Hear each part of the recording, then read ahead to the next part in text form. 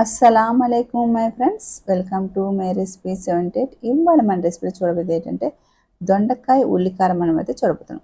చాలా టేస్ట్గా, చాలా కమ్మగా ఉంటుంది, అలాగే సింపుల్గా కూడా అయిపోతుంది. రండి ఫ్రెండ్స్, వీడియోకి వెళ్ళిపోదాం. ముందుగా అయితే నేను ఒక అర కేజీ దొండకాయలు తీసుకుని శుభ్రం కడిగేసి ఇలా కట్ చేసుకున్నాను. అలాగే ఒక మిక్సీని తీసుకొని ఒక ఉల్లిపాయ కట్ చేసుకుని వేసుకోవాలి. కొద్దిగా చింతపండు ఈ మాత్రం ఉంటే సరిపోతుంది. హాఫ్ టేబుల్ స్పూన్ జీలకర్ర, ధనియాలు 1 టేబుల్ స్పూను, వెల్లుల్లిపాయలు కొద్దిగా, కారం సరిపడా, ఉప్పు హాఫ్ టేబుల్ స్పూన్ ఇలా వేసుకొని ఫైన్ పేస్ట్ లాగా ఆడించుకొని ఇలా తీసుకోవాలి. ఇలా స్టవ్ మీద కళాయి పెట్టుకొని ఆయిల్ వేసుకున్న తర్వాత జీలకర్ర, ఆవాలు, శనగపప్పు ఈ 3 తీసుకొని వేసుకోవాలి. ఆయిల్ బాగా కాగిన తర్వాత ఇలా వేసుకోవాలి.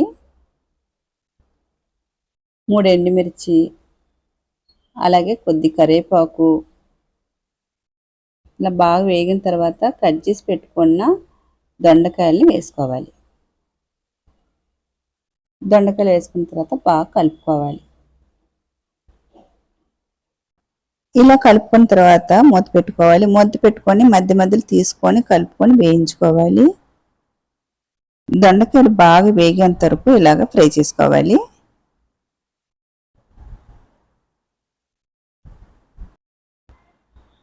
ఇలాగా బాగా వేయించుకోవాలి.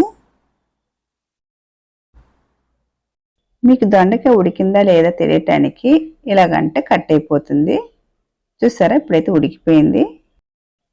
ఇలా ఉడికిన తర్వాత ఇప్పుడైతే సరిపడా సాల్ట్ వేసుకోవాలి. ఇలా వేసుకున్న తర్వాత బాగా కలుపుకోవాలి. ఇలా బాగా కలుపుకున్న తర్వాత మధ్యలో కొద్ది ప్లేస్ పెట్టేసి ఇప్పుడు ముందుగా నూరుకున్న ఉల్లికారం పేస్ట్ని అయితే ఇందులో వేసుకోవాలి.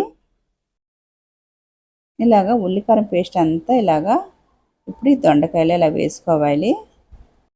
ఇలా వేసుకున్న తర్వాత బాగా కలుపుకోవాలి. ఇలా కలుపుకున్న తర్వాత ఒక 2 నిమిషాలు అయితే మూత పెట్టుకోవాలి. ఉల్లికారం దొండకాయ బాగా వేగేంత వరకు ఇలా బాగా ఫ్రై చేసుకోవాలి. ఉప్పు కారం సరిపోకపోయినా ఇలాంటప్పుడు వేసుకోవాలి. నాకైతే కొద్దిగా అయితే ఉప్పు సరిపోలేదు, ఉప్పు అయితే వేసుకుంటున్నాను.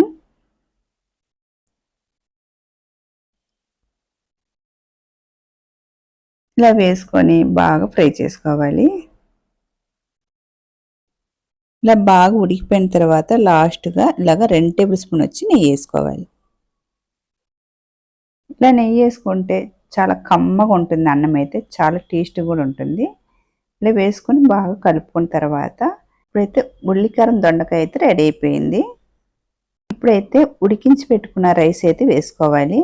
నేనైతే ముందుగానే ఒక 2 గ్లాసులు అయితే రైస్ ఉడికించి పెట్టుకున్నాను. ఆ రైస్ని అయితే ఇప్పుడు ఇందులో వేసుకుంటున్నాను.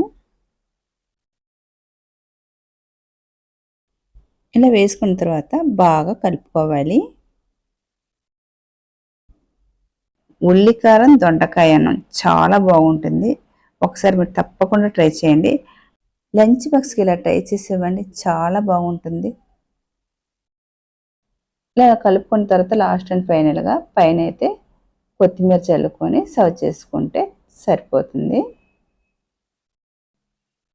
ఇప్పుడైతే ఒక ప్లేట్ తీసుకొని సర్వ్ చేసుకోవాలి. నా రెసిపీ నచ్చితే కనుక లైక్ చేయండి, షేర్ చేయండి, అలాగే సబ్స్క్రైబ్ చేసుకోండి. చూసి ఎవరైతే ఒక లైక్ అయితే కొట్టేయండి. బాయ్ ఫ్రెండ్స్, మరొక వీడియోలో మళ్ళీ కలుద్దాం. బాయ్.